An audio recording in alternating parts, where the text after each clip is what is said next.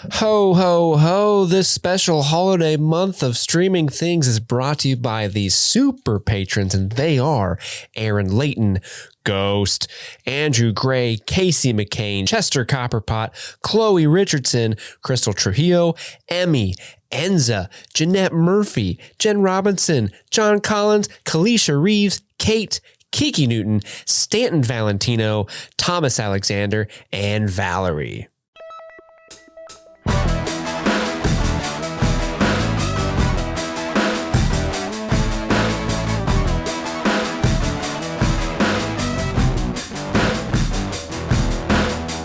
Welcome back. My name is Chris. And I'm Steve. And this is Streaming Things. Welcome to our festival. Yes. Yes, we have very... Would you like some mushrooms? I will take mushroom tea, please, actually. Okay, yeah. Yes. What about... We have to about take them you? at the same time so we can trip together. I'm not ready yet, though. You want to come up together? I don't know if I can. I feel like I'm going to have a bad trip. You know what? It's fine. I'll do it. Fine. We're here. I don't want to, there's people watching us and listening to us. I don't want to, let's just give me the tea. Give me the tea. Here we go. Here we go. It's just water. It looks like water, but it isn't. It's just water. So today we're going to be talking about 2019's Midsommar. So we just looked up the pronunciation to make sure, because I've always been like that asshole that's like Midsommar. I'm not, even though I'm not from Sweden either. And I think the director has said that it doesn't matter. But we just watched a YouTube video of about 16 different critics and news anchors and various industry people, and they all said it 16 different ways. Yeah. So that wasn't helpful. There's not a good consensus, it seems. I like, what was his name? Oh, he's a very famous person that I love a lot. Stephen Colbert? Yes. He said Midsommar, right? Midsommar. Just like real subtle, it's just Midsummer, but not. Yeah. I like that the most. Midsommar. Midsommar. If you say it fast, it's just Midsummer. So I might just say Midsummer. Yeah. But if anyone calls you out on it, you'll be like, Stephen Colbert, he said it this way. So. It's Colbert. Yeah. But he also says Colbert Report. So they're going to point that out immediately. That's true. This is another Robert report situation. Yeah. So this is a patron demanded film. We'll phrase it that way. Chosen film. Certain tiers of the patrons are able to force us to talk about a movie on our show. This is one such. Who asked us to watch this movie again? This movie was suggested by Kalisha Reeves. Kalisha Reeves, a longtime supporter of Streaming Things. Thank you, Kalisha. Long time. And I love this movie. I've seen it once before this, though, so I was very happy to watch it again. Steve, you had not seen it. Is that correct? Correct. What was your experience watching it the first time? What do you think of just overall Midsommar? So, to be completely honest with you, Chris, I was dreading watching this. Fans of the podcast know I don't really like watching horror films. Horror films nowadays typically break down into two camps. There's corny slasher type camp horror, literal camp. That's usually schlock that I don't like, or there's very elevated, high-minded horror. You know that Ari Aster is well known for, and that stuff is usually something that I can respect dearly, but typically never have a good time watching in the moment. So I was honestly really dreading watching this, especially now that Andy's gone. Andy's still gone, by the way, with the vid. I knew that because it was just the two of us, I was like, I don't want to watch this movie that Kalisha picked out, and then I'm going to hate it, and I'm going to shit on it for an hour and a half, and it's just going to be Chris defending it. So I was really not looking forward to this, but thankfully, I did quite enjoy this. Really? I probably won't ever watch it again, but a lot of the fears I had of what this is going to be weren't. Like, it just wasn't what I was fearing it was going to be. It was very different. It appealed to a lot of... I should have asked you. I should have recorded this before. If you can recall, what did you think Midsommar was? Well, I knew the basic plot overall, but I think the tone and what they were showing and like the overall themes and the way they presented the horror...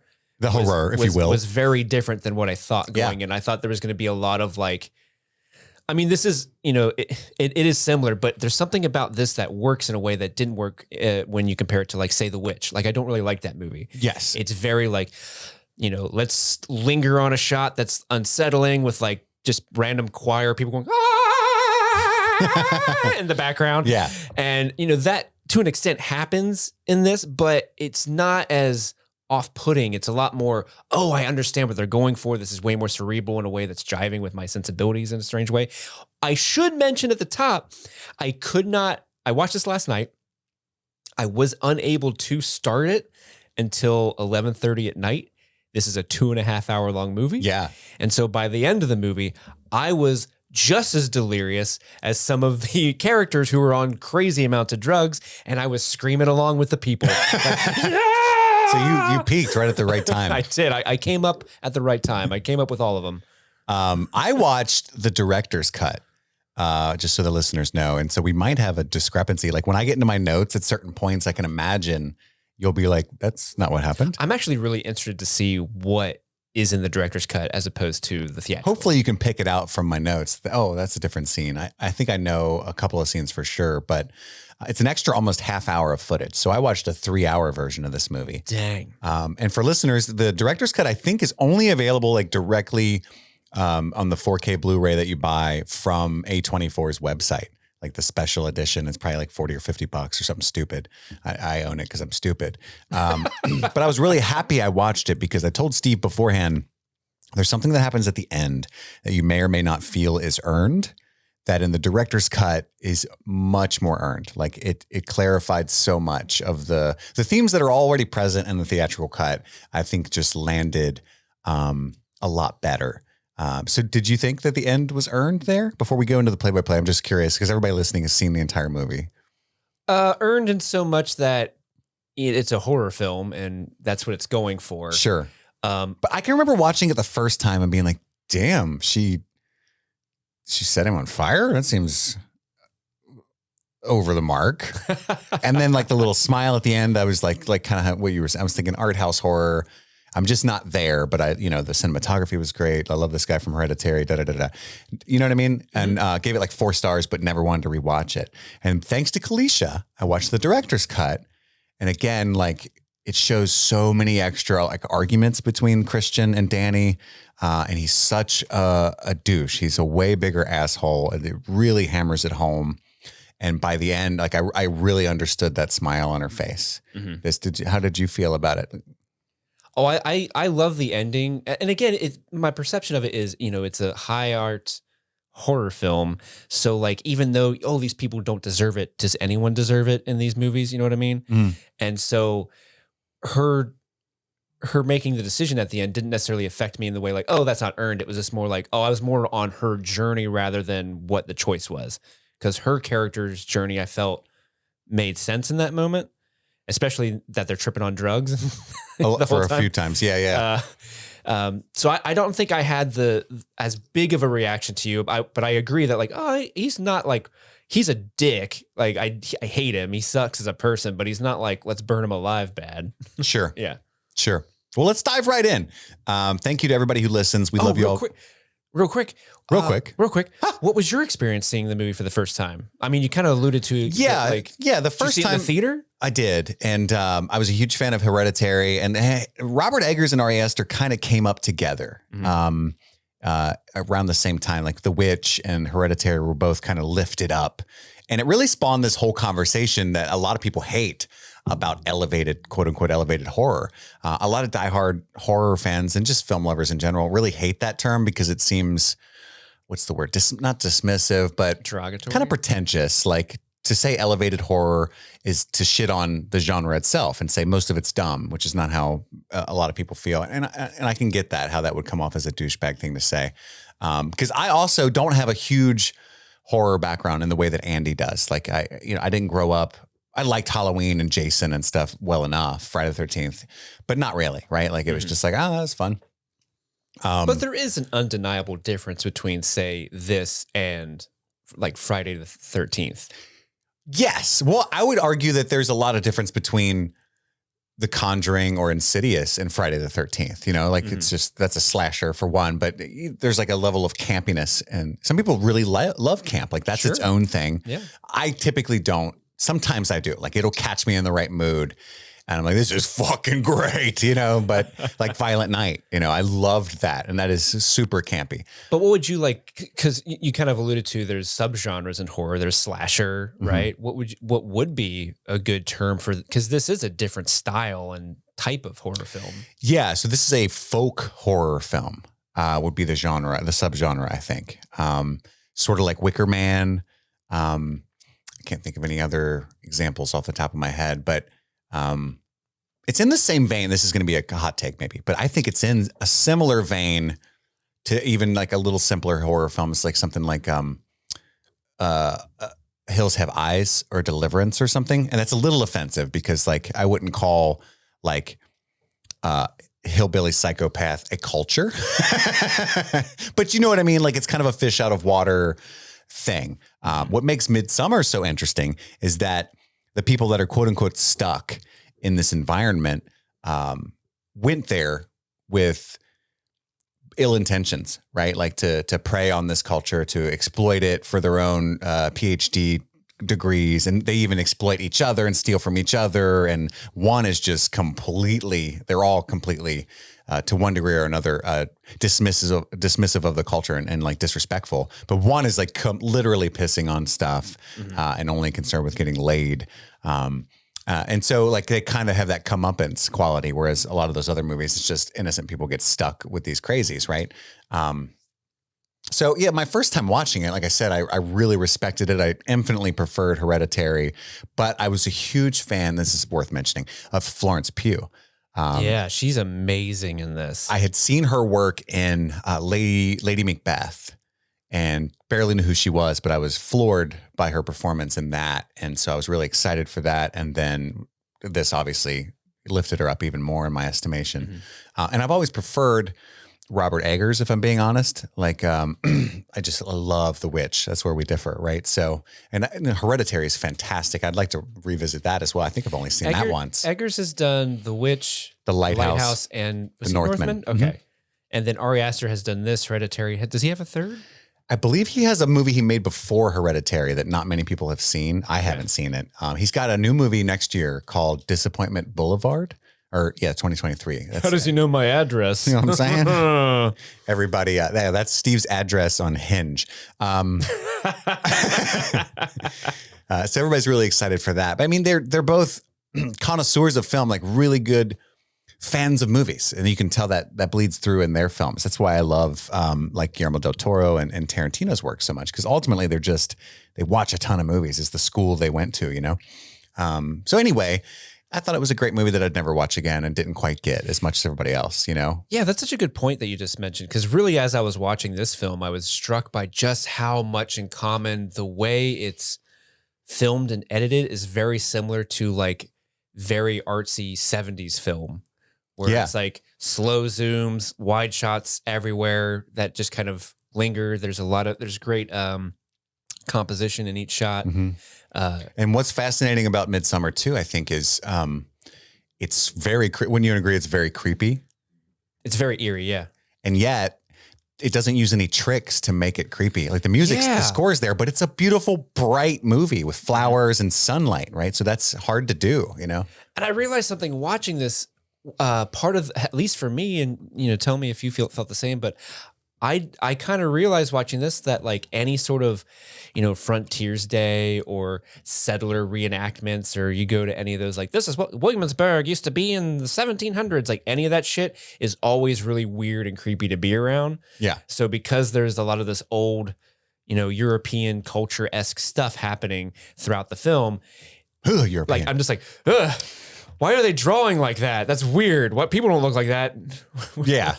Or like the like longhouse or whatever with all the bunks, and we live in here until we're 36, and they got all the tiny little weird pictures up, and they're all sexual. Like there's just like penetrated vaginas and like a bloody knife, and you're like, what is going on? Yeah. I mean, that vibe definitely helps with the eeriness, but it's really fascinating that it's all so bright and beautiful for the most part. And it's a gorgeous movie. Still able to make you feel a sense of impending doom. But let's dive right in. We got a lot to get through. I'm going to get through it as quickly as I can. without short shrifting the talk here, but I took extensive notes. I did watch it a couple of days ago, so hopefully I don't do that shit I always do where I'm like, what does this mean? Stall, stall, stall. Do a quick Dementor impression while I collect myself. I never really watched Midsommar. I just didn't know. Honestly, I don't have eyeballs. I don't go to those festivals at all. It's just too bright. True, we wouldn't be welcome there. It's No. way too spooky in the light. Very spooky. Almost as spooky as this movie. Yeah, it's very scary. You'd think somebody sucks souls out of people in a prison all day for thousands of years wouldn't be scared by something like this, but that just goes to show how good Ari Aster is. I draw the line at jumping off cliffs. That's not okay. No. Yes, and we don't technically kill people. We just make them feel dead inside for the rest of their lives. That's true. You know what does kill people though? A giant hammer. There's a line that we don't cross, and that's a giant hammer to the face. Yeah, we've got morals up there in Azkaban. Yep.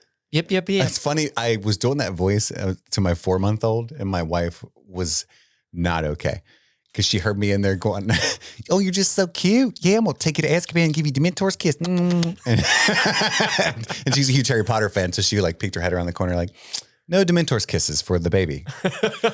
No, please. She will not be going to Azkaban. She needs to feel the happiness in the world, please. And I was thank like, you. no, she's too cute. You got to put her in Azkaban for breaking the law of cuteness. Anywho, people that don't listen to the Harry Potter coverage, very confused, but intrigued, I would imagine. I hope you're intrigued. I am. I don't like Midsommar either. So the film opens with a mural, like one of those Swedish murals. And I like to call it a spoiler. What do you mean? Oh, because there's little because the mural depicts vignettes exactly what happens in the movie. But you don't know that yet. It's like it's a ninja spoiler. Yeah, I like it. And I eat that kind of shit up, and this movie has a bunch. You're of that right. stuff. It's very 70s film the way that it does it, because it's like lots of locked off shots, 11 or 12 still shots of a snowstorm and some trees, but without the credits to carry you through either. So we get a bunch of still shots of a snowstorm. There's a kind of a tribal chant interrupted by a phone call. And that's when it jars us into some kind of grounded reality. And it's, I believe it's Danny leaving a voicemail for her sister, saying that she got her email and she or maybe even her whole family, like her parents too. There's like a old fashioned landline answering machine. And she's just gotten an email from her sister. She's very concerned, but she's trying to talk herself out of it.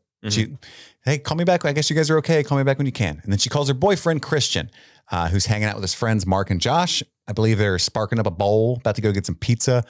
He's very dismissive. I'm sure they're fine. I know your sister's. Mark says hi. Yeah. Hi, Danny, in the background, which is fucking Will Poulter. I had forgotten he was in it, by the way. That's wild. Is he he's the kid from, is it We're the Millers? We're yeah. the Millers, yeah. Okay. And he's got a big MCU role coming up soon. He got jacked. Oh, really? He's also English. I don't know if you knew this. I did not know this. Everybody online was mean to me and said he was in fucking Chronicles of Narnia. Obviously he's British. And I was like, obviously I didn't watch Chronicles of Narnia. Loser. Also, he's an I don't actor actually that think can that. do other voices. Well, English people can't. Americans can't do British. Oh, that's true. The king will not allow it. No, it's actually a rule. Yeah. It goes back to ancient times. Ever since the tea thing. I don't know. God damn it. No one's allowed to do an American accent after the tea After thing. the tea incident. That's what they call that moment in history. The tea thing. Over there, yeah. It's when we literally spilled the tea. So she says, anyway, you're probably right. She backs off and says, I love you. And there's like a deep hesitation when Christian returns the I love you, right? And he knows his friends are watching. We find out a lot more about that very soon. Then she calls her friend, starts showing her true feelings. Like, I'm just very concerned. She takes some Ativan. So that shows you that she's got some anxiety issues. I can relate there. And then she's worried she's pushing him away by expressing herself, which is an awful thing to feel. Throughout this entire movie, and this is what I think is much more accentuated in the director's cut, she has very valid feelings, and then he gaslights her and she backs off and apologizes over and over and over. And I think they cut out she does that a lot in the main movie though. But they cut out like 3 or 4 of the dozen times and left 8. And and I can get that. I even read a review that said nothing necessary in the director's cut. That point was made very well in the theatrical. I just disagree.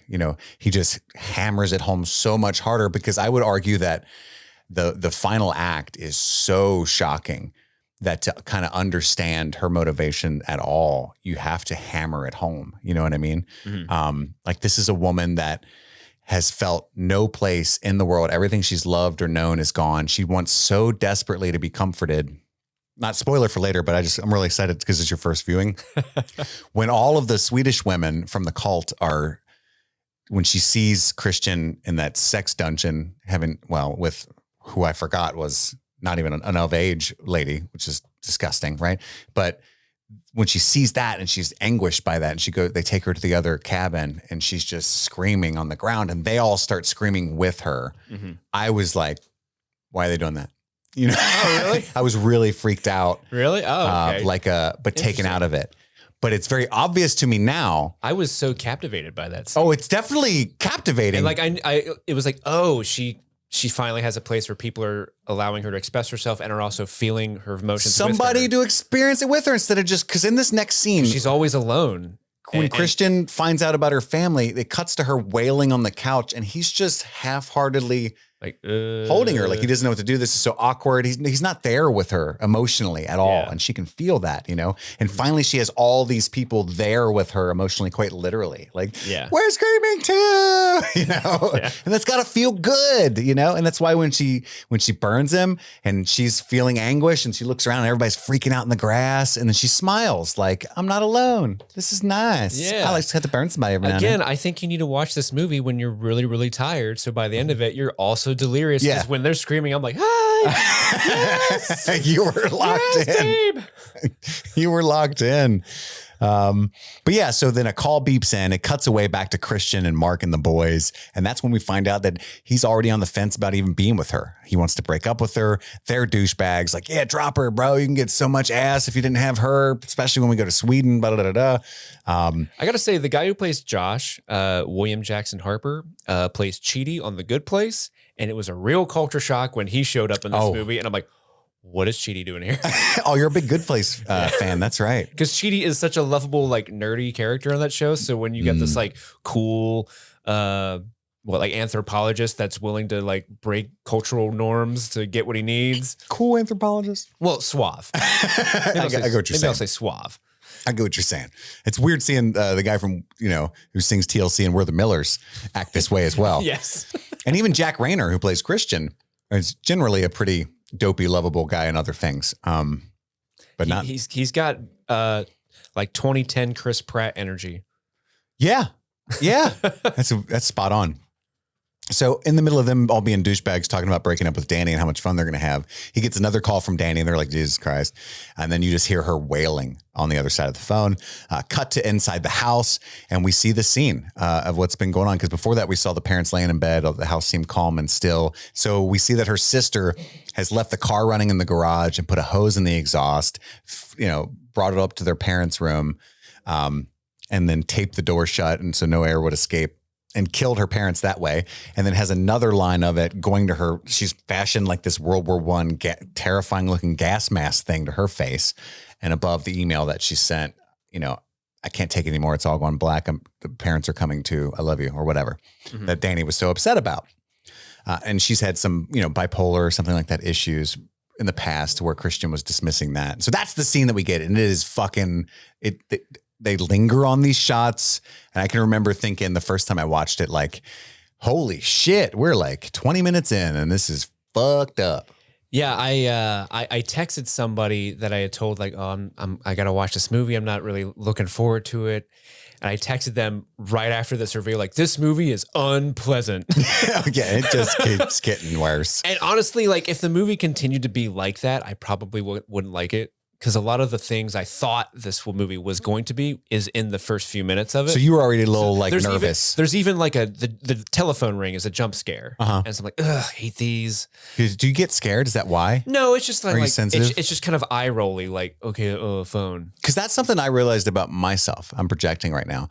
I used to tell Andy I didn't really like horror movies. It's like, I don't get scared. It's not an emotion that I want to experience. I just want to laugh or like be changed as a person or cry. You know what I mean? Like I learn things about life, man. I was a douche, right? I just want to be changed. Here's what I realized about myself. You know what I would really love? To grow. As a person? Yeah. Here's what I realized about myself, ladies and gentlemen.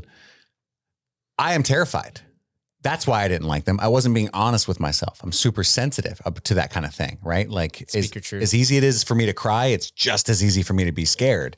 And so that's why I didn't like it. So now I've just learned to sit in that feeling as a separate joy and, and experience that. I think the reason why quote unquote elevated horror films upset me so is I'm and you are too, an empathetic person. And a lot of the people, something of an empath. And I feel like a lot of the people who are in elevated horror are a lot more relatable because they're a lot more, usually they're far better written. They've done some more character work, maybe. Yeah, they've done more character works. You have a reason to care about these characters. So like when she's talking to Christian on the phone, like you're immediately like, oh, that sucks. Why? That's a shitty situation. And then it cuts to him and his friends are also kind of shitty about it. And it's this guy who's like, I need to break up with her, but I don't know how to do it. Like, we've all been in that situation before. So you're like, don't make me kind of empathize with this dude who's being a dick. I was honest with you on the phone, and I'll tell our audience too. Like, that's the first time I watched this. I'm ashamed to say I spent a large portion of the movie being like, God, that sucks. Like he doesn't even want to be with her. And now he feels like sad because he has to stay with her because she's already been through so much, and it's just like, I felt for like both sides. I'm ashamed to say it, but that's how I felt. That's why I like the director's cut so much more. Cause it's like, and I've grown as a person. I mean, it's been for 3 or 4 years. And so. No, especially in the beginning, I think you can safely say in the very, very beginning, you can easily feel for both sides of the situation because she obviously has legit feelings that need to be recognized and she deserves everything. But, I also empathize with the idea of like, I want to break up with this person. I clearly don't really want to be here, but this awful things happens to her. How do you break up with them then? That's an awful situation to be in. Now, very quickly after that, he continues to be a douche where you're like, okay, fuck this guy. I don't like him. But in the beginning, I was like, oh man, yeah, tight spot. This movie's making me feel dirty. Tight spot that they're in. And so Christian just holding her while she wails, but not in a loving or present way, in my opinion. And then we finally get the credits, and we've got to be 20 minutes in, right? At least, 10 or 20. Yep. And then there's like winter, winter, winter throughout the credits. There's all this snow and darkness and stuff. And then summer. It's all bright and shiny all of a sudden. Time has passed. Cut to Danny sleeping. Christian wakes her up accidentally, and she's like, where are you going? And he's like, I'm going to go to this party to just go back to sleep. And she's like, I'll come. And you can see like fuck. Shit. He doesn't want her to come. And that's so sad and cringy to watch. And then cut to the party. The dialogue is muffled because she's not really listening. She's not able to like interact socially. She's still very much grieving and going through her issues. I love the audio cues in this movie. It's got really great sound design. And and the music is also really, really great. And I was able to watch it with my Sonos surround sound. I don't know that I saw it in theaters, I guess, but I don't know if it was a good enough theater. I don't know. Sometimes the speakers in theaters suck. Yeah. Really enjoyed it this time. And I will say too, like, watching that, I've had issues with my parents. They're both passed away now, but like my mom was untreated bipolar. They took her off of her lithium because of her cancer. But I was extremely codependent with my family. Trigger warning for this next minute or so. You can skip ahead if you don't want to deal with dark family stuff. But I just want to be honest about like watching this is tough for me because I can feel what Danny's feeling at the beginning of the film so much. Cause like I've been through that where 99% of the time when my mom calls like with like super dramatic, dark stuff, like I need to go to the hospital now, or, your dad's trying to hang himself, come over here. And it's like, just not even real. And so I would like leave the party or leave school and, leave my dorm, whatever, go home. And then it's like, oh, Jesus Christ, and so I can feel that like anxiety of what if it's really happening though? And I need to be there to help, but it's probably not. And like my friends are like, dude, just sit down. It's always some bullshit. And like, I felt what she was feeling, like Christian, like just sit down. It's fine, hun. Come over here and smoke a bowl with us or whatever. That sucks, Yeah. So she was always, so even before the crazy incident, like all of the death and the murder, she was a very anxious, traumatized person from growing up that way. Anywho, so she's at the party, not really listening. The sound design's great. And then they're talking about Sweden, and she kind of perks up. What do you mean? He's going to go for 6 weeks to Sweden. And he's like, we thought about that. Right. And Florence Pugh is famous for this movie, for doing this, but is so good at like that morose, long face. Yeah. You know what I'm talking about? Like she Oh, does yeah. this thing with her mouth and like her head like gets long, like a literal, why the long face? And this like morose shock. Incredible at pulling that face. I don't even know what Yeah. she's doing. She's fantastic. She's so good in this movie. She's incredible. Because like that emotion requires muscles I didn't think we could control. You know what I mean? Oh, only Florence has them. Yeah, right. Weird genetic thing. She was literally destined to play this role. But she quietly swallows her sadness and anger. And, oh, you're going to Sweden for 6 weeks in 2 weeks and didn't tell me? Okay. And just has that look on her face and it kind of zooms out and looking at her. Christian's waffling on this is so awful. Because I mean, I was thinking about going. I was thinking about it. Like you bought your tickets already. I mean, yeah, they were refundable. I wasn't going to go. They're refundable. We all bought them together. Yeah. And I didn't want to feel left out. And all of his friends, you can see like, what is he talking about right now? Like you can kind of see their face too. Like he didn't tell her. Like it's really fucking painful to watch. This is the true horror of this movie is like exchanges like that. And then later when they get back, she confronts him about not knowing that he was leaving. And again, he already has a ticket is in my parentheses. And so she's like legitimately upset as she should be. Can you imagine? You've been with someone for 3 or 4 years and they're going to leave the country for 6 weeks and didn't tell you. Can you imagine? And he's kind of, and she backpedals. He's gaslighting her because he's like, I just don't want to miss this opportunity. And like, he's trying to make her feel guilty for being upset about it. And she's like, I'm not upset that you're going. I'm upset that you didn't tell me that you were going, which is. And she's being really cool about an actual extreme thing. And then he gaslights her into being like, I'm sorry. You know, and she's so codependent. She panics because he's like, I'm just going to leave. And she starts crying and getting hysterical. I'm not fighting with you. I just want to talk. Please sit down. Please sit down. I'm sorry. You know? Oh, it was so rough to watch. It's fucking terrible, man.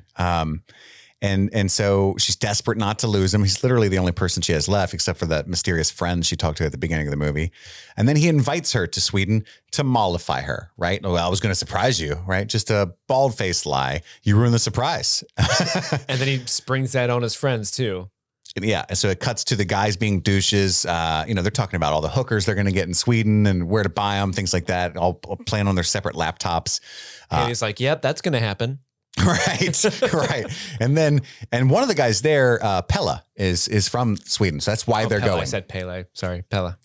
He's the famous Pele? he's the Pele, yeah. And then she knocks on the door and he's like, hey, by the way, guys, like Steve said, I invited her, but she's not going to come. And everybody's shocked at this, except for Pele. He was like, hell yeah, extra food or whatever. He wanted this to happen. And throughout this next sequence, I noticed this time around, there's so many shots in mirrors. Like they do this thing where it'll focus on Florence, and you can see Christian in the long mirror in the closet, slightly off frame. And so it's not a panning over the shoulder or anything like that. He just uses a mirror to keep a static shot on Florence and have Christian be in view. They do that kind of thing a lot throughout this whole condo argument section. But it's super awkward, this whole thing that goes on. But Mark pulls Christian aside with a really lame excuse. Hey, I need you to help me with the wording on this paper. And that's when Pella has a moment alone with Danny. And he talks about his family and the commune, last year's May Queen. I'm very glad you're coming. And again, she's immediately roped in by that. Somebody who's glad to be around her is legitimately kind to her. I love this next cut. I'm curious to know if you did. I bet you did. But he says, I'm so sorry for your loss. I never got to tell you that. She immediately panics and says, I can't do this, and gets up and goes into the bathroom. And it smash cuts to the bathroom of the airplane. Yeah, it's where she's also having a panic attack. It's an overhead shot, and it follows her. You almost see like the frame of the door, but when she goes to when she crosses the threshold of the door, she's in the bathroom of an airplane. Yeah, and you can just having a panic attack there as well. And still, so the emotions are the same, but the setting's completely different. And I thought it was brilliant a way to express that she does this all the time. She can't get around it. This is such a great way to visually move the story forward in time. This movie actually, honestly, I mean, it's 2.5 hours long. It does not feel like it. No, I agree. It's expertly paced. There are long shots, but I never was looking at my watch. I was enthralled by what was happening the whole time. And it's thanks to stuff like this that every scene just, perfectly flows into one another very easily. Yeah. I mean, like you said, I mean, it's like peak, and this is going to be a bold thing to say, but it to me, this movie feels like peak Kubrick or peak Coppola, or like Sergio Leone. Like you've got these long still shots and vistas with score that are just they're all ambiance, but they're enthralling, you know? Mm-hmm. Yeah. So he's smash cut to the airplane bathroom. She's crying and then has an awkward seat with Christian where you can tell she's kind of trying to hide that she's feeling that way. And he's kind of like, Jesus Christ, this is going to be terrible. Right. Mm-hmm. And then we get some violent turbulence that I don't know if the characters actually experienced. It seemed like more of a transitional thing. Yeah. Where it's like, things are going to be rocky. You ready for this vibe? No, I'm not. I think they're in the car in the next scene and they're talking about all the hot chicks in Sweden. She mentions that it's her it's her birthday. I think she told Pella that like when we arrive, it'll be my birthday. So it's her birthday now. She looks over and gets weirded out that Josh has a Nazi book. Did you notice that? No, I didn't notice that. That may not be in this cut. Oh, okay. Yeah, I didn't notice that. I don't think it was. So she looks over and Josh has like symbols of the Third Reich with a big swastika on it sitting on his lap. And she's like frowns and she's deeply upset by this. And I think it was meant to show like, this is the lengths that they'll go. Like there's no moral limit to their curiosity as a group, right? Like especially Josh. And he specifically is very interested in runes and symbols and stuff as well. And so she's like, why are you reading that? He says something and she's like, isn't that going to like brainwash you or something? And then somebody in the front seat says, Josh was already brainwashed when I found him. I think it was Christian, but it might be Mark. So then it's did you get the shot of the road where the camera's upside down? Yeah. So entering another world, right? Like good visual cue that everything you think you know is about to be fucked up and on the nose and a trope maybe, but I was still really into that visualization. Yeah. That was a really good shot. And then they meet a bunch of other younger people who have traveled abroad. And we find out that that's Pella's role in this community very quickly. And there's many people like him that go on these pilgrimages for like 3 to 6 years. And they've all brought somebody from, you know, I don't want to say normal world, but other parts of the world that we're used to. Yeah. They've all brought somebody or a couple people from the outside world. And there's immediately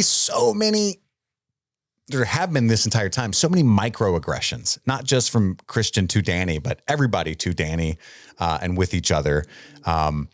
Mark freaks out about the sun being out in Sweden because they all take mushrooms. So that's like the first thing. Have you ever done mushrooms? No, I have not had the pleasure. So many of our listeners know that I've been sober since 2012, but prior to that, not sober and so not sober. And prior to like becoming like a complete junkie, I was just a crazy partier. But even then, like not a great idea to like the first thing you do in this very strange place after a long flight before you've even set your stuff down or acclimated. Very bold of these folks to take mushrooms right away. Yeah. Something that I noticed, but they're all down for it. And Danny's hesitant. Like, I don't know if I want to do that yet.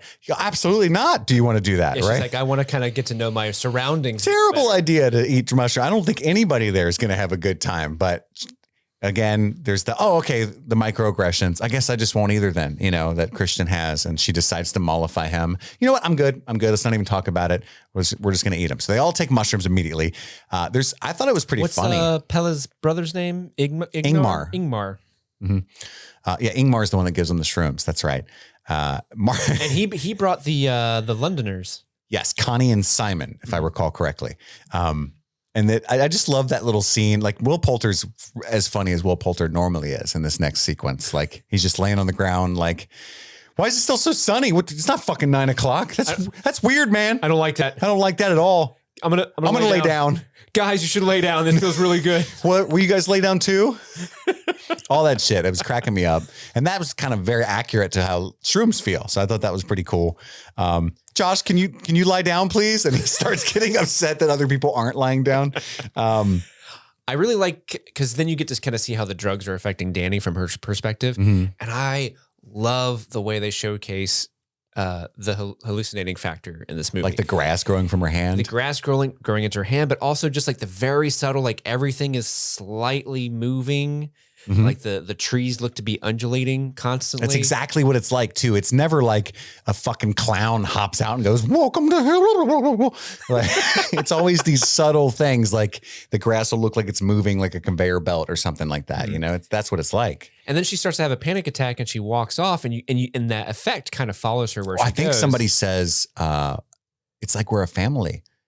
The word family is said, and that's what makes her snap to darkness. Yeah. You know, so she runs off. And then I really like the idea because she kind of walks towards another group of people, and then they all start laughing, and then they turn and everyone's looking at her. So from her perspective, they're all laughing at her. Yeah. And that in and of itself is also like, oh, I would be freaking out too if that's what I saw. Yeah. That's horrifying. Well, and also I think, not to get, again, we're going to be here all night if I keep doing this shit, but I do love this movie now.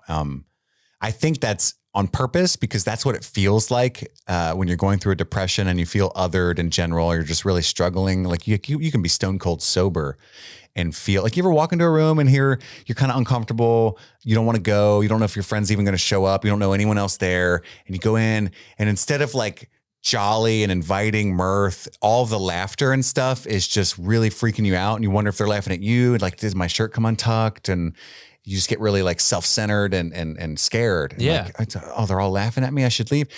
My dad is the one that explained that to me. The Doors song.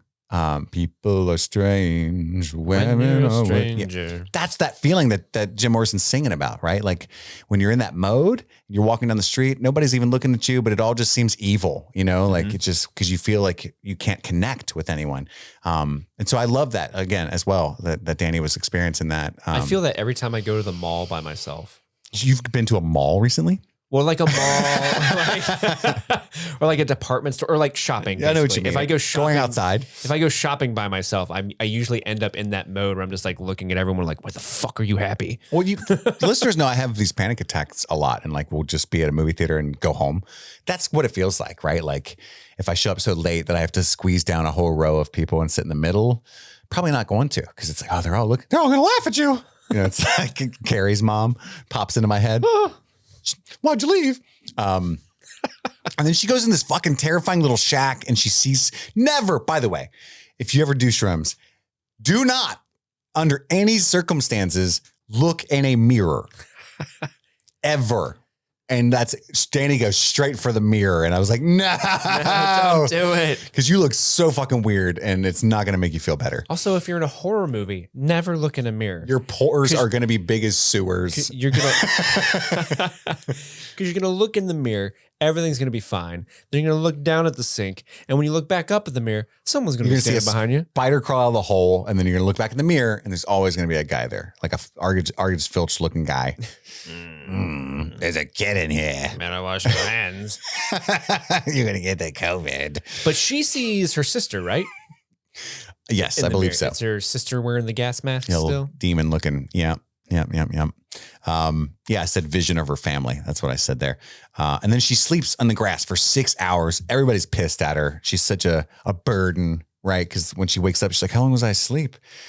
And then 6 hours, and you can hear kind of Will Poulter and the gang like Jesus Christ in the background. We got to get going. Someone can't handle their shroom tea. And she says, is it tomorrow? And he says, from the perspective of yesterday. Yeah. Fair. I actually chuckled at that. Yeah, that's my level of asshole for sure. And then they travel inward deeper into the commune. There's a lot of ticks jokes because everybody's fucking with Mark, his character. Is there ticks out here? Oh yeah, we have tons of ticks. Record number of deaths from ticks last year. Are you fucking kidding me? And that comes back later in a satisfying way to me. They arrive as if through a tunnel, again, showing like this is an entirely new world. Josh keeps trying to intellectualize and trivialize everything, comparing it to other cultures. Like he meets one guy and they're explaining to him the kinds of things that they do there. Like, oh, we separate into these groups and then the women sleep over here. We go, he's like, oh, it's like the blah, blah, blah tribe of this place. And the guy's like, what? Sure. You know, like what a douche thing to do to like study someone right as you meet them and compare them to, oh, it's just like this other place in the world. And I am above you and I get to look down and you're a petri dish. You know what I mean? That's how he treats everything throughout this whole movie. I'm here to observe you. And then fucking Mark's just in the back vaping, during the opening talk and welcome. So the whole ceremony is called Hurga, I believe is how it's pronounced. So that would mean Alexander Skarsgård is how you say that. Skarsgård. Gord? Skarsgård. Don't lose your gourd, okay? There we go. And then we cut to the person. Like they have genetic defects. We find out later from incest. So it's like not in the House of the Dragon kind of way, like the actual genetic consequences kind of way incest. That's what that character is. But it's just a brief cut of them like painting. Incest. Yes, we find that out. Which was a weird phrase we find out later. Like, oh, intentionally. Yeah, because typically incest is accidental. Oops. No, we planned this. Oops, I did it again. That's what she's singing about there. No, she's not. She is from the South. And then I don't know why I wrote this. I guess it's a quote from like the opening ceremonies. This high, my fire, no higher, no hotter. Spirits bring back the dead. Yeah, it's like the chant that she sings. Oh yeah, This high, my fire, no higher, no hotter. Spirits bring back the dead. That woman is popping off, by the way. I really liked her energy during that because she's saying it in like the native language, and it's like she's like really big and grand with it. Like I like her. Yeah, the Swedish actors are crushing it as well. Yeah. I think this scene is only in the director's cut, but there's a little talk with Pella explaining the fire, and he says that the fire hasn't burned out since he was born. Did you get to see that? I don't recall. Yeah. So that fire that they keep showing them tending in the center, like the big circle fire, I think, and you might not have seen many shots of it at all. But there's only like a shot of that when they burn. Yeah, there's like they burn the 4 in the bodies. director's cut. It's a big thing. And so that fire has been burning for like 40 years and it has not gone out once. And that's what Pella tells her. And then they sit in the shape of a rune, like they're in like an R. It looks like an R to me. Is it the tables? Yeah, I think at this point it's just the tables. Yeah. But they do this several times in different rune shapes. It's interesting to me. Josh is mad. Christian seems to be stealing his ideas. He's already kind of side-eyeing him, right? And then we cut to some shots of the girls preparing. They keep doing this breathing thing. Like it seems to be a part of their culture, right? Which I think creepy and effective. They dance outside. Danny's cutely dancing off to the side, having a good time. Like she's just seated, like, she like, you remember she's here for it. Ace Ventura When Nature Calls. And he's bumping around in the car. No, that's hilarious. But he's sitting cross-legged at one point, and they're all doing their tribal dances, and you can see him like just really hilariously getting into it. That's what it reminded me of, but cuter. One of the girls kicks Christian, and you can tell it's supposed to be read by him in like a flirtatious way. Danny kind of notices it as well. And then he decides to join in and leave Danny. And so he leaves Danny, right? Like, so visually leaves her. He's already emotionally left her many times. And again, those themes just get hammered home throughout this. And then Pella gives her a drawing for her birthday. Says, hey, I remembered your birthday. I drew you this. She's very taken in by it. Something I do for birthdays. Yeah, I just draw people for birthdays. That's what I do. Happy birthday. What do you do for birthdays? It gets me out of paying for a present. I'm going to eat this cookie. Oh, what do I do for birthdays? Hang out with people. You don't draw them a picture? No, I haven't in some, maybe I should start doing it, but instead of drawing them a picture, I'll just make them like. You do digital drawing things now. I could now. You're right. I could do that. Maybe I'll draw you for your birthday. Draw me like one of your French girls, like a French orc. My plethora of French orcs. Draw me again. I don't know why I decided to keep eating that cookie. I've just been eyeballing it for a long time, I'll be honest with you. You need the sugar. That's a damn good cookie. So anyway, gives her the picture and she tells him, Christian forgot my birthday. Thank you for this gift. Because he didn't remember. He's like, oh, damn, that sucks. You should probably kill him. And yep. Because she's being manipulated by Pella the whole time as well. Because I think he's coming. Is that how you read it? Well, yeah, he's definitely manipulating her, but from his perspective, he's doing it for her benefit. Like he thinks it's a good thing that I think from the outset, he wants her to come on the trip so that she can potentially be the May Queen and join this cult. 100%. Because and he knows at the end, he gets rewarded for his outstanding intuition, remember? Yeah. And he clearly has picked these people specifically because he knows they suck. Due to their flaws, they will fuck up and earn their spot in being murdered. And my understanding is they have a festival every year, but it's not this 90-year one. And so every year they don't kill everybody, but on the 90th one is like the sacrifice. Is it 90? It's 9 years. I thought it was 90. It's because it's the 9-day festival. It has to be more often than that because they need people to have sex with them too. Well, yeah, but they bring bring incest. people in every year, but the actual like sacrificial killings are on the big Maybe one. so. The big one. The big one. It's the big one. Maybe so. Maybe so. But he's definitely sort of like, hey, it's your birthday. Oh, we forgot. Oh, I'm sorry. Is this not appropriate? Should I not be drawing you for your B-Day? Everybody cool remembers your B-Day. My honest take on this is that Pelly genuinely feels like a good person and that this is important. Like to reunite with the spirits, you have to kill yourself when you're 72. I agree. And you have to kill outsiders or, what am I going to do? Bang my sister? I can't do that. I got to. We already have one oracle. Oh my God. You're right. It's not time for that. It's not time for that yet. And so I genuinely feel like he felt like this is what she would need to heal. Like you'd be a good fit for this community. And I think it'd be good for your soul. Because he's always trying to compare, his parents died in a fire. So he's like, I know what you mean. Did you catch that, by the way? That his parents died in a fire? What that means? I see. I was wondering, like, does it mean that the 90-year parents that means they sacrificed themselves in the ritual? Yeah. Okay. I love that tiny touch. It's never explained, but it's like that's definitely they were the two volunteers in their own little version of that, right? My parents died in a fire, but it was cool because like we always do that. I had a family. Yeah.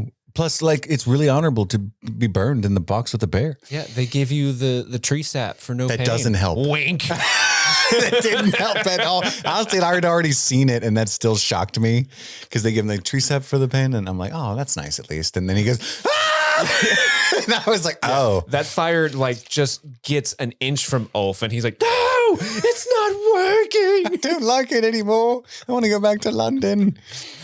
There was really good crumpets. Gordon Bennett, this hurts. Gordon Bennett. Get it? Because he was in London for a while, so I assumed he knows the term Gordon Bennett. Oh, you would have to. Anywho, but I like how she backpedals on that too. She's so like Stockholm syndrome. I don't know what the term is, but he's like, oh, Christian forgot your birthday. And she's like, oh no, I forgot to remind him. Yeah. Right. That's like so messed she's up. used to taking all the blame for everything. They've been together for 4 years. Christian forgets that because like Simon and Connie are curious. How'd you guys meet? How long you been together? He says 3.5. And then of course, Danny remembers it's been 4 years and 2 weeks. We find out that the Brits are engaged. Is it okay to say that? The Brits? You're looking at me as if I know. The two English people? Those guys, Simon and Connie, are engaged. And then we learned about the Jeremy Hunts. Yeah. I really cocked it up. Thanks for saving it, Steve. And we see the sacred temple that looks really cool. It's like the triangle thing in the background. That's some kind of wooden polygon of mystery. Shapes. That's the sacred temple. You aren't allowed to go there. And there's a bear in a cage, and one of the characters. AKA, we will get there in the third act. Yeah, baby. Wink, nudge, wink. I like that there's just a bear slightly off center of this frame in a cage. And then eventually, I think it's like Will Poulter's character is like, are we going to ignore the bear? Yeah, and Pele's like, it's a bear. It's a bear. What do you want me to say? And everybody else is like, fair. Yeah, it is. Fair answer. He's not wrong. And then they see like the tapestry of all the crazy vaginal things.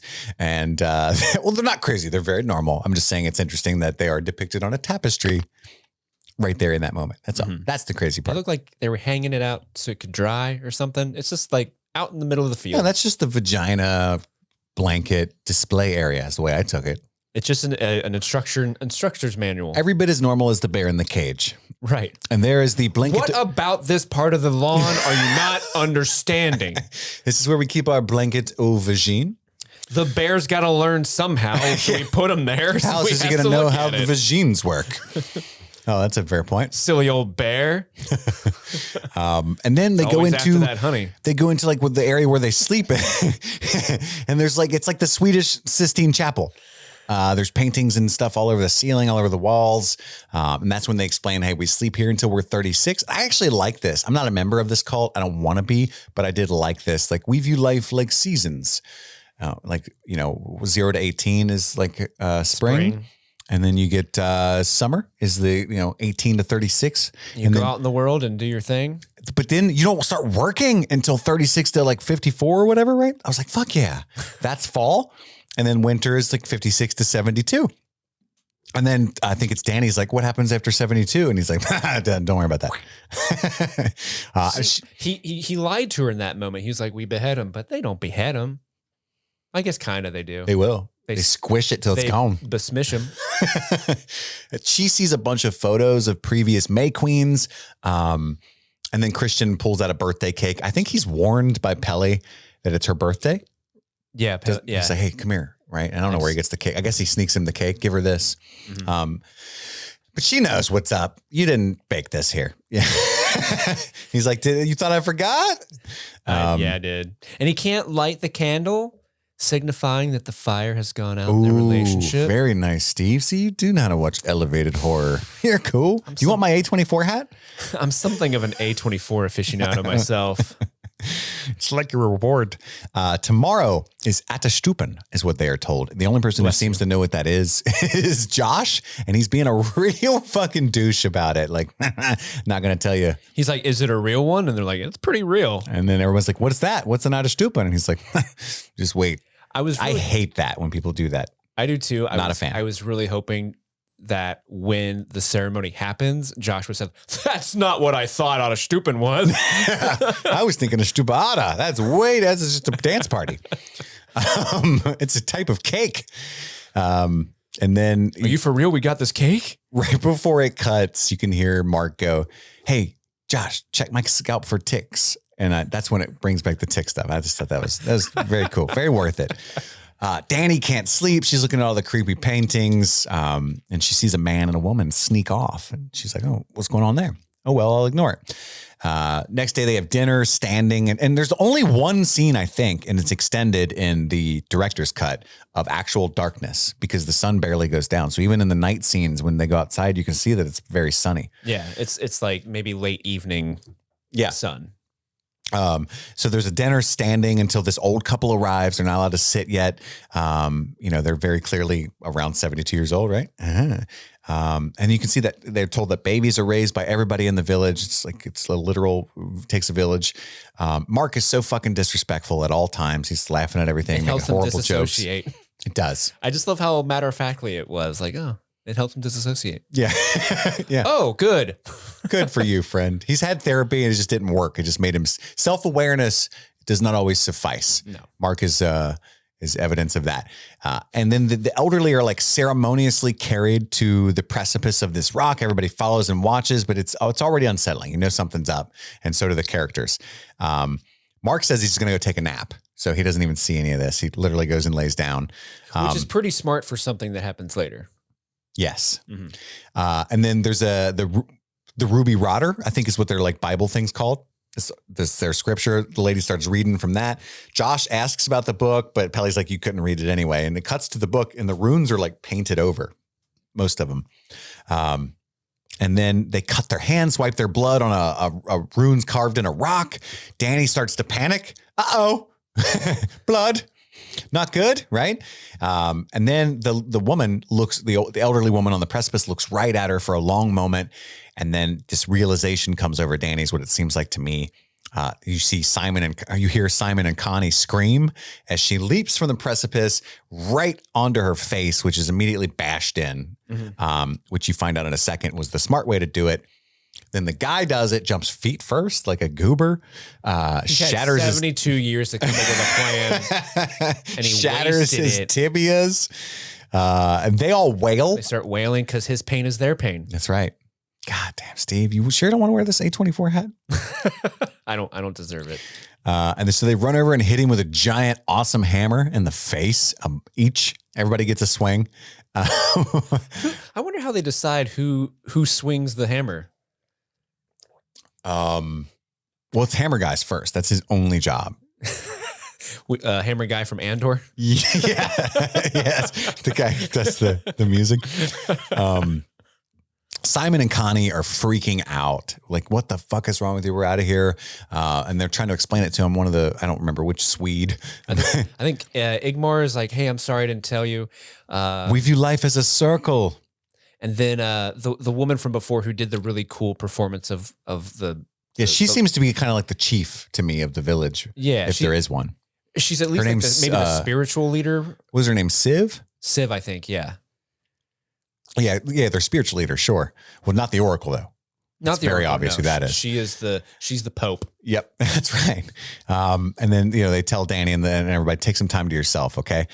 So And that Christian just leaves her to like deal with that, process that on her own. You know what I mean? Like, you just go away, take some time.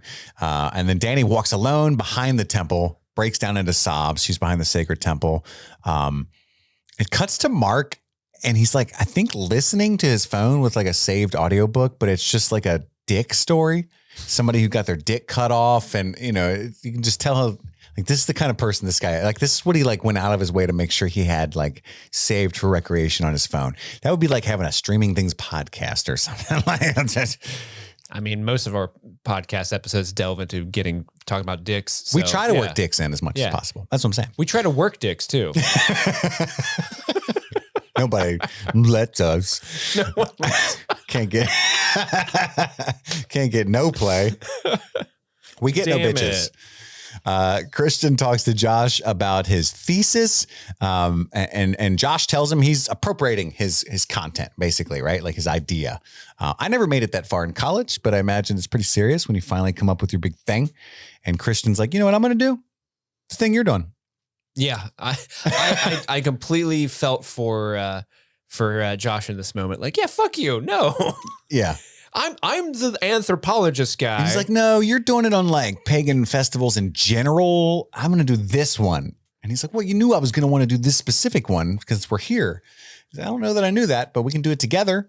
I'm looking to collaborate. And then there's a deep cut. I think it's only in, I don't know how much of this is in the theatrical cut. Did you get the JSTOR joke? No. So like JSTOR, for those who don't know, is like this in college, you can find scholarly articles in your field on this. I don't know what it's called. It's like a storage, online storage area, right? There's a word that I'm looking for, but JSTOR is what that is. And he like a sweet JSTOR jab where he's like, you don't even fucking know how to use JSTOR. I had to show you that. Oh no, that is in the cut. Is Yeah. it? Okay. I remember that now. Yeah. Because I know that in the theatrical cut, they cut very quickly to Simon and Connie wanting to leave. Like it's an immediate, they want to go now. Right after the couple dies, they're like, we're going to get the fuck out of here. We're out. And the director's cut, that's not true. They stay a completely other night and then wake up and decide to leave. Oh, wow. Yeah. And that's one thing I read that a lot of people liked more in the theatrical cut. It made more sense to them. So yeah, and eventually Christian's just like, he takes all the jabs that Josh throws at him. He's like, I'm going to do it, deal with it or not. Right. Mark's mad that he missed the scene-aside, the suicides The of the one two. time I decided to go to sleep. Oh, that was awesome. I bet. Damn it. Because that's the kind of person he is. Christian goes to talk to Maya, which I think is Pella's sister, if I recall correctly. And there's another woman there named Ula, and he starts to do research now for his thesis. Josh complains to Pella that Christian's stealing his thesis idea, and then he tells him neither of them are allowed to do the thesis. That's not why I brought you here. You're not allowed to write about it, it's weird when you know what's going to happen and they know none of them are leaving. So it's like, Right.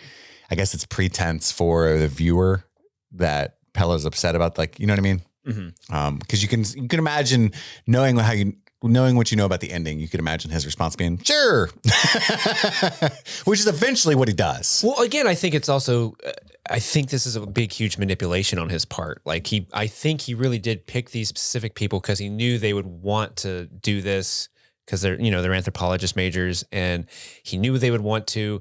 And he's just kind of playing this role of like, no, we're supposed to have fun. He's kind of steering them into being desperate enough to be disrespectful towards their customs, Their culture and customs. Yeah. Because it seems like, and you can correct me if I'm wrong, but it seems like they don't actively hurt anybody. And this is one thing I'm a little confused about in the movie. It seems like they don't actively hurt anyone until they're disrespectful of the customs, and then they act on it. But they still need this certain amount of outsiders to kill for the ritual. No, I mean, they outright murder Simon and Connie, who do nothing wrong other than want to leave.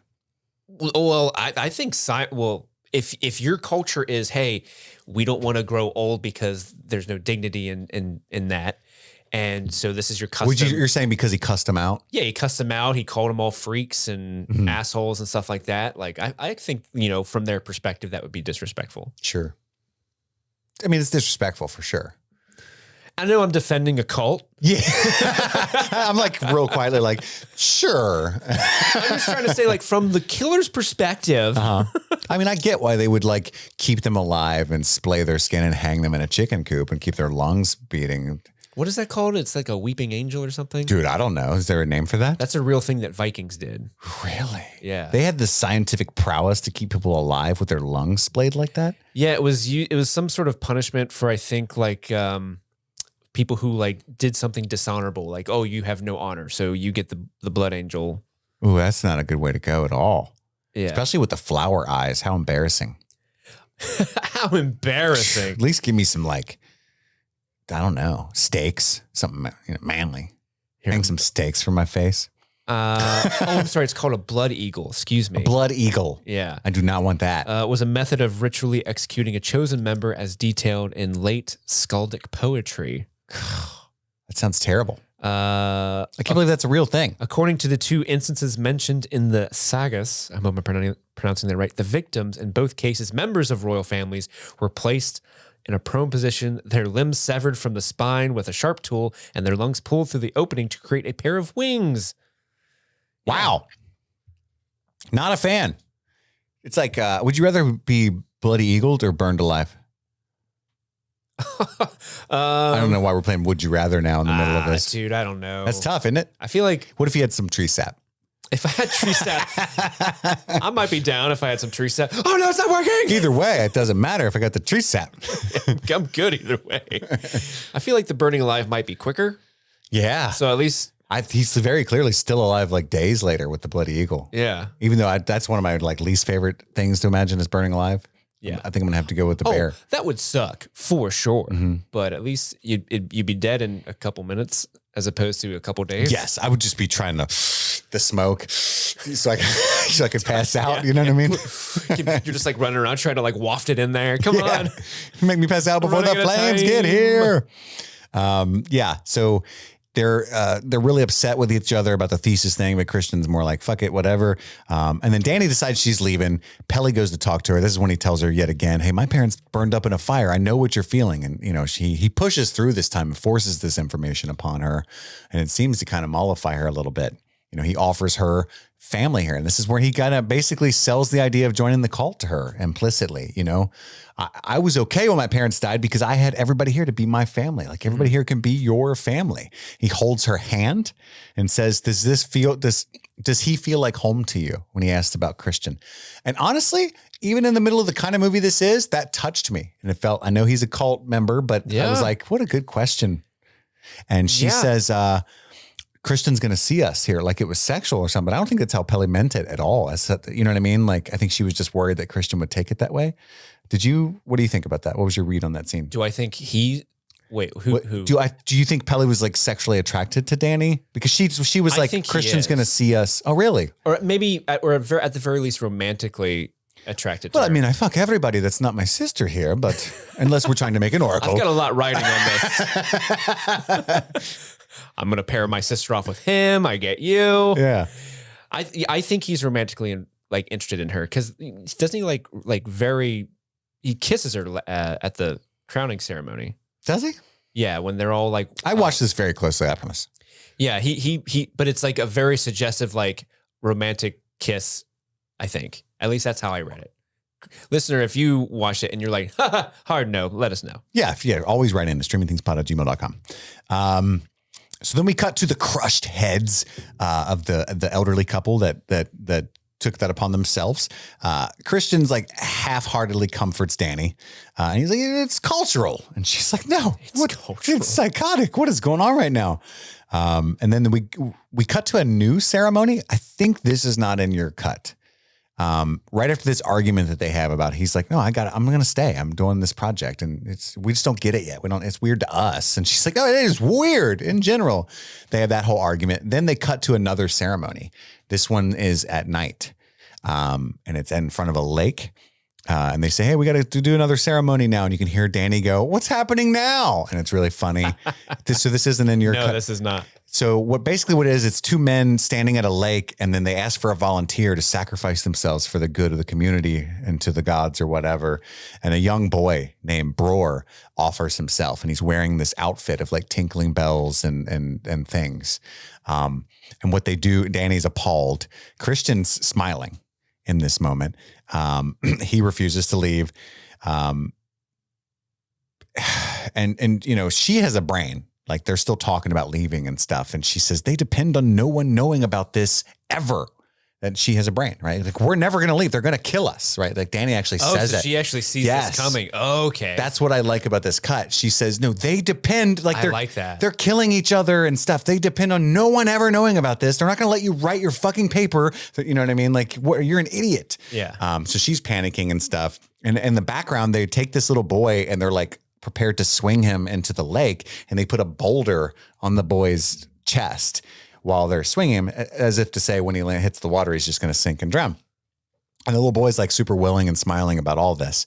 And eventually it's a joke, like not a joke, but it's a test for the little boy to see if he's ready to sacrifice himself for the community. They take the rock off, set him down, and he goes back. But also it's very interesting they cut that out because the outfit's the same one that Connie's wearing when you see her dead body later. Oh, interesting. And so without that, you're just like, why'd they do that to her? You know, but it's the same outfit, like the little bells tinkling and stuff. So then the argument between Danny and Christian goes on. She actually asks, do you not love me anymore? And he hesitates. And then he gives her all this bullshit about like, you're always doing this to me. You've always got ulterior motives. Because she handed him flowers at one of the dinners. Do you remember that? She picked them backwards, just like everybody else. Which was adorable. Super adorable. So he says, it's like the flowers. You just gave me those so that I would feel bad because it was your birthday and I didn't give you anything. That's the whole reason you did that. You're always fucking with my head. So he's like hard gaslighting her. Motherfucker. And that's why what I mean about the director's cut. Because in those arguments, I'm like, you are a super douche. I'm kind of bummed that wasn't in the final cut because I like the idea of Danny just being the only smart one and knowing like this isn't going to work out for us. Yeah. And then she goes in and gets sleeping pills off Josh. I think we're back to the things that you've seen, right? Yeah. Wakes up. Is this? Oh no. Okay. Never mind. This is the first time she gets the pills. Yeah. She gets it twice. This is the first time. She wakes up to the boys sneaking out. And then there's car exhaust fumes coming out of her mouth. And it's real macabre visions, like her family and the dead bodies and stuff again. And she sees everybody drive off in a car without her, which is obviously a nightmare at this point after you see the exhaust fumes. And then you see a girl holding like a totem, putting it beneath Christian's bed. And it's Maya, Pella's sister. A love totem. It's a love totem. Yeah, Josh gets permission from Pella with conditions. It's like you guys can't mention the location or anything like that, and you have to do it with can't use names with Christian. And then he tells Christian that what that was a love rune. She must have a crush on you. She's allowed to have sex now at her age. Ew. And it's called Pan's license. And then Christian says, "Oh, good for her." Because he's got that early 2010 Chris Pratt vibe. I would even argue there's a dash of Seth Rogen in him, right? Oh yeah. Without the charming weird laugh. And this is when we see Mark's pissing on a tree over there, right? Just this guy starts freaking out. We kind of missed the point, you know, that the one time we really see the fire in the theatrical cut is when they are burning the bodies of the two people who jumped off the cliff. Yeah. And they spread their ashes along that tree because that's where, you know, this tree is very important to them culturally. And so all the people who presumably die, they're burned and their ashes are laid around this tree. And here's Mark, who missed that whole entire thing because he had to get a nap. So he doesn't understand that this tree is important. He just thinks it's a tree you can piss on. Yeah. And so he's pissed on a piss tree. Yeah. He's like, oh, sweet. A piss tree. It's not in the woods. It's still in the field. I'm safe. I wouldn't piss on that tree. He's afraid of ticks too, so he wouldn't go in the woods. Oh, that's true. He is afraid of ticks. Ooh. Even though they probably don't even have ticks. But yeah, the guy in the background's like, out. Put your disgusting dick away. Not even just your dick, but you've got a particularly gross dick, sir. And then Christian, and this is why I hate him so much more in this moment. He's just obnoxiously laughing in the anguished man's face throughout this entire scene. And then this young woman comes up and says, hey, it's going to be fine. Everybody's going to get over it soon. She says that in Swedish. And then Pelle's like, she said, everything's going to be okay. It's all right. Just go away. And, and then Mark says, what else did she say? Because that's the woman he's attracted to. And then Christian, we cut to, Christian kisses Danny. It's an apology with no apology. And then she apologizes, even though she did nothing wrong. Nothing wrong. Like he literally said, you're a bitch for giving me flowers, trying to make me feel better for not giving you something. And then never your birthday, never answered whether or not he still loved her. And she's like, I'm so sorry. It's terrible to watch.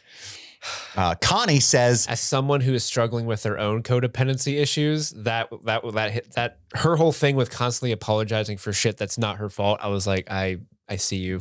I see what you, Becky's Danny. talking about. I see you. And this is the scene in the director's cut where Connie says that Simon and she are leaving. So it's after like 17 minutes of other stuff and a whole another ceremony and all that stuff. And so she goes up and says, hey, we're leaving. We're heading out. And then the Swedish guy, I don't remember who it is. He comes up and tells her, hey, Simon left without you. It was a whole thing with the truck. There's only 2 seats. And she's like, bullshit.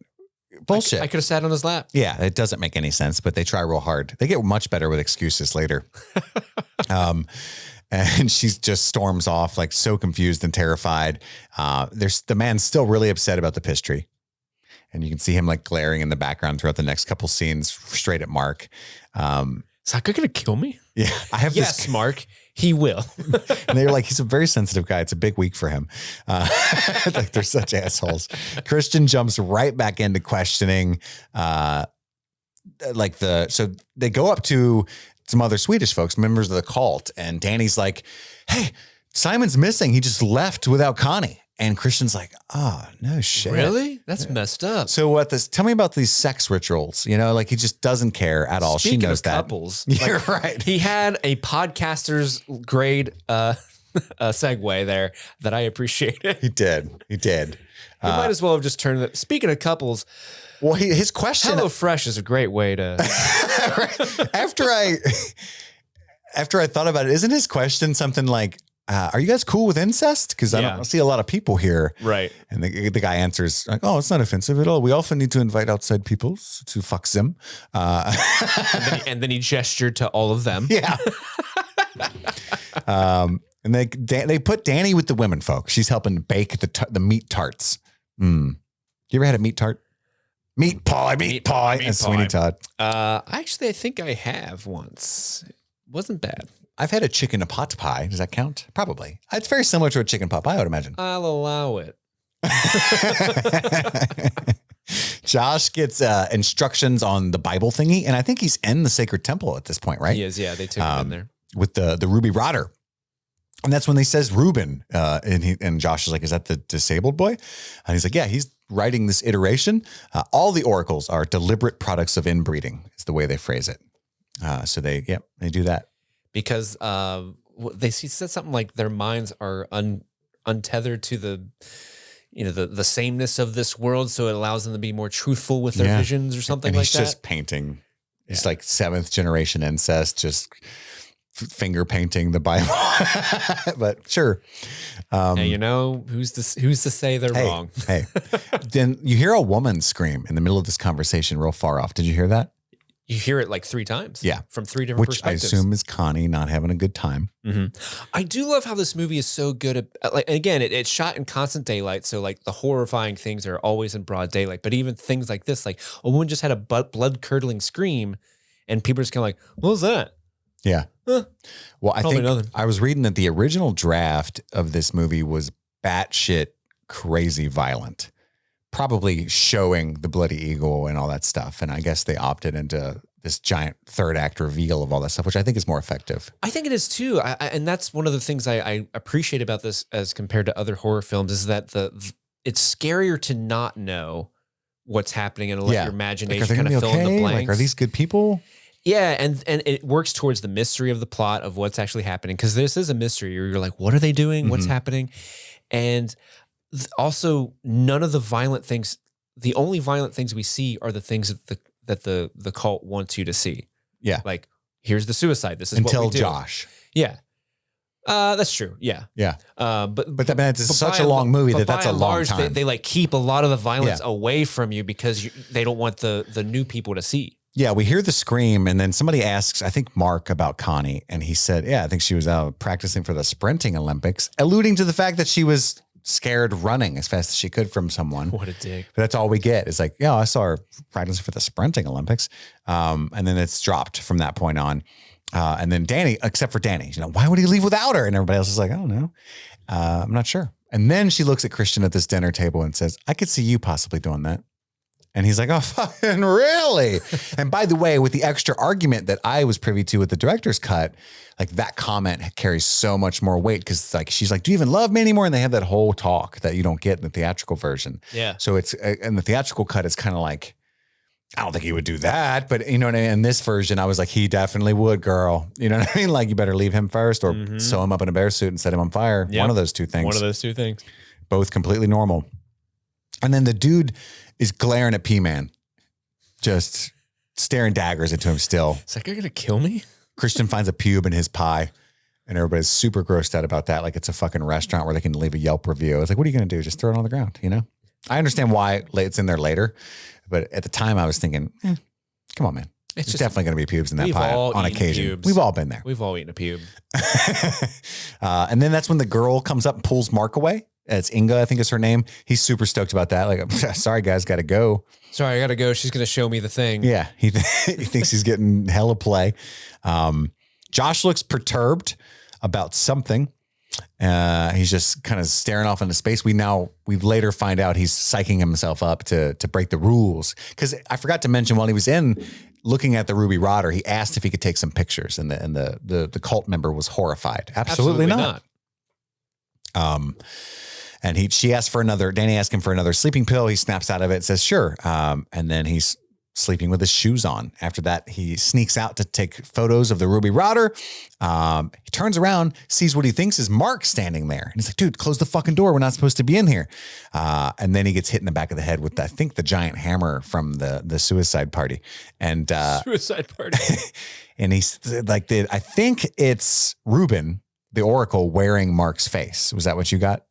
Oh, I thought it was Ulf, the guy that was mad at him wearing his face. Probably.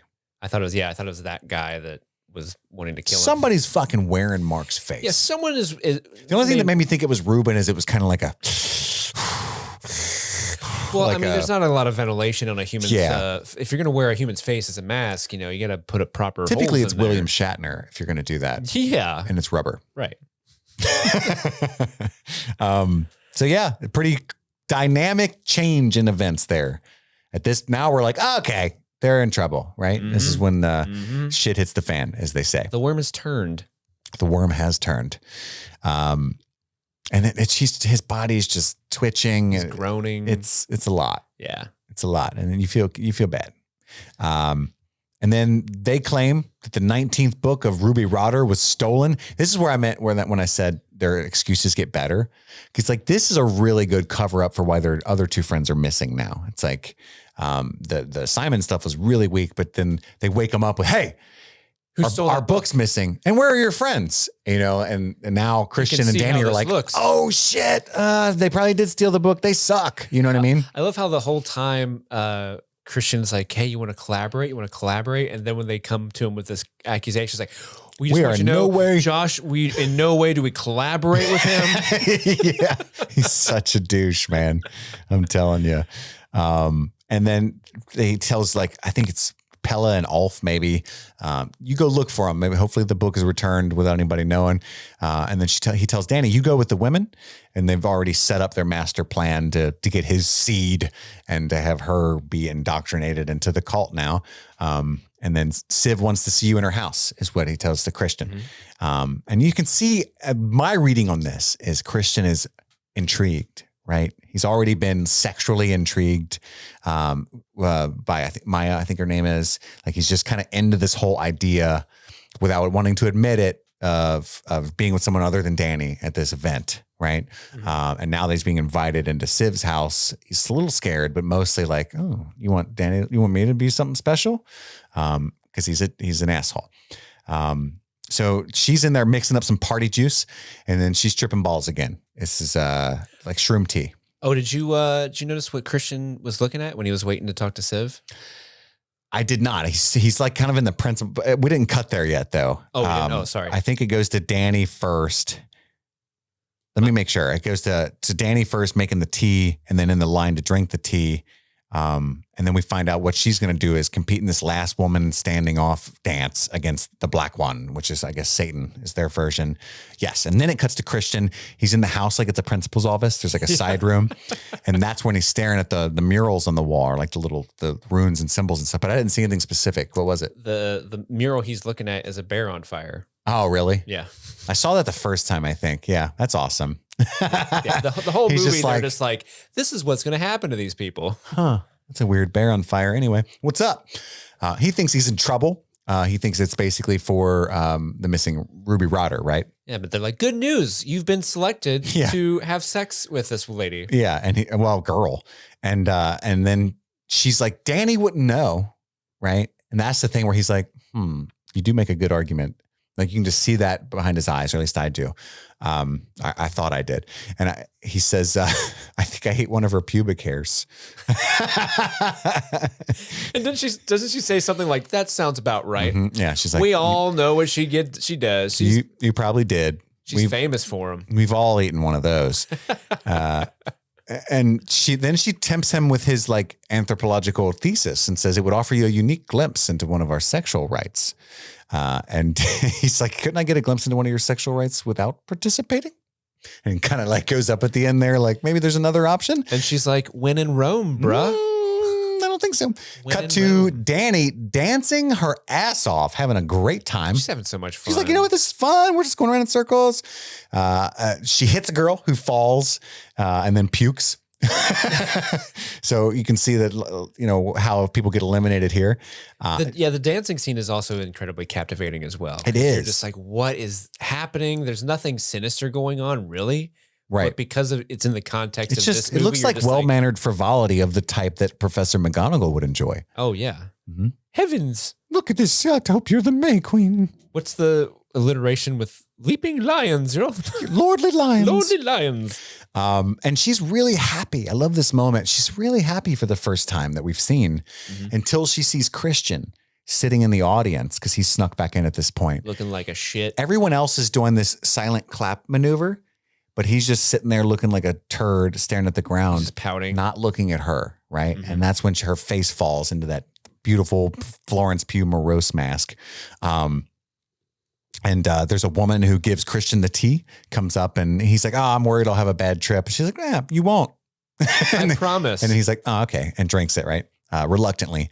And then suddenly Danny can speak Swedish. What was your take on this? That she's just tripping balls and she's not speaking Swedish? Yeah. Because I was like, maybe she's tripping balls so hard she is able to speak Swedish. Like she just tapped into some third eye thing. Well, have you ever just jived with someone so well? Maybe it's just one of those things where her and her little friend got super high together and they're just like spouting, not like, I would love to see the conversation from her friend's point of view. Yeah. Neither of them were actually speaking a language. I love this scene though. They get so happy that it distracts the other girl because they're the only two left standing now, I think, or maybe there's three. And the third they one hit each bumps other into her when they stop. Yeah. And then she becomes the May Queen. She won. She's tripping her ass off. She sees her mom for a moment through the crowd of people like carrying her and welcoming her. And she kind of looks back like, what? And then she sits on her May throne. The leaves seem to meet her hands that they're at the dinner table now. Did you see that subtle, like, it was really neat. Yeah. I love that shit. Again, like more accurate, trippy stuff. I did see that apparently in the wide shot when they've got her up on that little board and they're walking her to the table. Yeah. There's the wide shot where everyone's in profile. It's like a Wes Anderson shot. But the trees in the background, and apparently, like I looked at a photo of it, and because people are like, "Oh, the trees are in the shape of her sister in the gas mask." Really? And like I looked at that photo, I'm like, "There's definitely something going on there," but I would never have thought that was her sister. Yeah, I mean that's a really detailed image from a tree. Yeah, it's definitely not a natural tree. It's definitely they're doing something there. Yeah, maybe that's what they're going for, but I wouldn't have. My brain would not have connected that. Had it not been pointed out to me. And Christian is tripping hard in a not pleasant way. He's like shivering and rocking back and forth. And I've been there as well. It Gets is not clapped at. Yeah, that is so funny. Well, so the Christian's tripping balls, and then somebody says, "You are in the family now," directly to her. Maya gets up, beckons Christian, and then right as it's really, she stands up and kind of cocks her head like, "Come with me," and he watches her go around the table, and she walks right behind Siv as if to visually cue you into like, this is part of that conversation we just had. I just thought it's a brilliant visual storytelling. Oh, the way they're filming this whole dinner sequence is amazing. I know I keep saying captivating, but it really is. Yeah. Like, I mean, I think it's a masterpiece. there's such deep there's deep focal depth. Yeah. In the shot. So like, Christian's the only one in focus. Everyone else is blurry around him. And it looks amazing. And like you said, there's the visual storytelling of tracking her to Siv. Yeah. And then the dude clapping at him is also really funny. Yeah, that was one of my favorite parts. Like, because Danny goes for a ride to bless the crops and livestock, and she's like, "Can I bring Christian?" And by the way, Florence is also from English, and I don't know if it's her accent, but like throughout this entire movie, something I noticed, and because I would say Christian, wouldn't you? Yeah. Doesn't she say Christian throughout the entire movie? I felt like, which is how the Swedish people would say it. There's a little bit of an inflection. Yeah. Can Christian come? And they're like, absolutely not. He sucks. No, and he she's like, sucks. he We hate does. him. He does. But yeah, at one point, the Christian looks at the guy to his right and he's like, "What's going on?" And the guy just goes, "Ah!" Clapped in his face. And then he goes, the world goes nuts. "Why did you do that?" He starts weeping. Yeah, he's like crying and shit. Why You're would you do so that? mean. Oh God, never And wanted. that dude like turns away like, Yeah. got him. Loser. I'm gonna set you on fire. Yeah, so she goes to bless the crops and livestock, which is probably a real ritual, but also a calculated thing to get her away. And then Christian is lured with petals all over the ground. They make a path of petals all the way to him. And then we cut to Danny blessing everything in her like chariot of shittiness. We cut back to Christian. He comes into this, he dons his ceremonial fuck robes.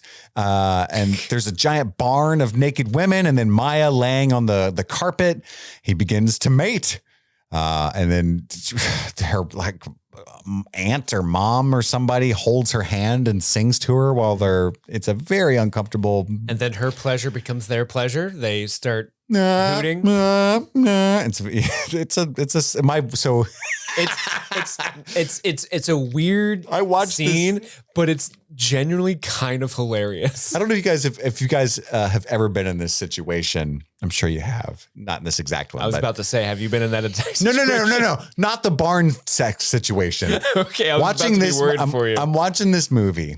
And it's this part, right? Like they're like pushing his butt cheeks into her, and they're all funny. they're all naked, and everything's swinging left and right. Yeah. Right at this moment, my wife comes downstairs to get a snack. Oh, perfect. She has seen not a frame of this movie up to this point. She has no idea what I'm doing. She comes downstairs, and when I tell you, and you know, she's not a judgy person, but she's never seen Midsommar, and she's looking at it. She looks at me. She's got like a nutty bar now. She looks at it. She looks at me. And it's extended. I mean, it's long. She's waiting for it to pass and see what kind of movie I'm really watching. And finally, she's like, "What the fuck are you doing?" And I was like, "It's for the podcast." For the content, honey. For I think it's the content. worst time, you know? Yeah, literally, she could have walked in at any other moment in this film. Fine. But nope, she had to come down. Well, she hates horror movies because they really like give her nightmares for days on end. Like they profoundly affect her. And so to just get rid of the awkwardness, I was like, "It's a horror movie." And she was like, "Oh God." Let me get out of here before one of these I almost see one something of these spooky. women get murdered. I'm not scared of vaginas, but do not. Oh, I hope there's no violence.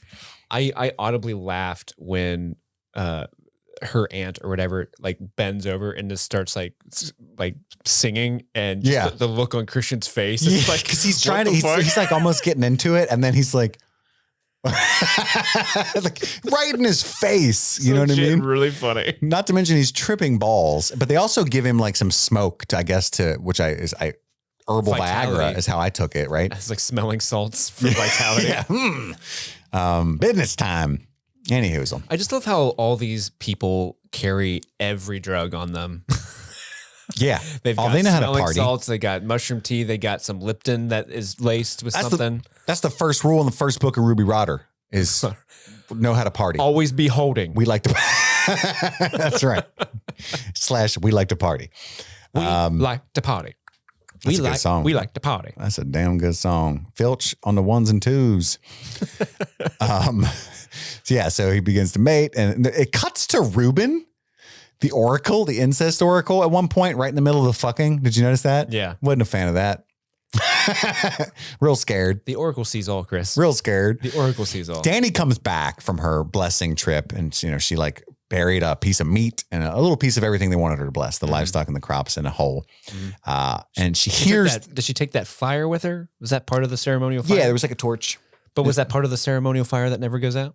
Probably. I'm sure it was. They just grabbed grab a stick. We lit it on fire. Just hold this. Hold this. And she hears the mating ritual. And then that, again, I keep talking about it, but she gets that macabre face. because she's like, there's a barn full of naked women fucking my boyfriend, isn't there? I just know it. I just feel it. That's not for you. I wouldn't say that's happening. I'm not going to say it's not happening. I'm not going to snitch, but you're not wrong. Yeah. Do you think they wanted her to see it? I think so. 1000%, right? Yeah. She's like, I wouldn't go over there, but you probably should, but I wouldn't. Like, oh no. Like if she was like, oh, okay, and just skipped around, but oh fuck. Actually, we should go investigate. It ruins her whole plan. Danny goes, It sounds like they're in pain. I trust you. Are they wrestling in there? Yeah. So where was that? Where was that? She hears the mating ritual and she makes the long face. Then she looks in the keyhole, starts retching, sobbing. All we do is we hear it, but we can assume she saw the fucking madhouse that was what we've been seeing.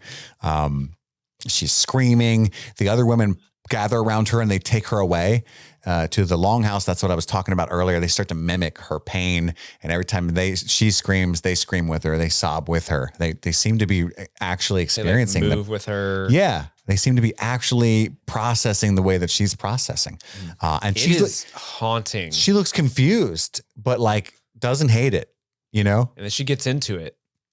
And yeah, like this is maybe my favorite scene of the movie. Yeah. It's just such a wild thing to watch, but it's like strangely beautiful. Yeah. Like, they're comforting her. Like, this is like, it's amazing to have a horror film where from just this one particular character, Danny's perspective, she's having a great time. Mm-hmm. It's really impressive to see a horror film where like all this awful shit's happening to these other people, but for Danny, you're just like, yay, girl. Yeah, it's like an actualization I'm rooting thing. for you.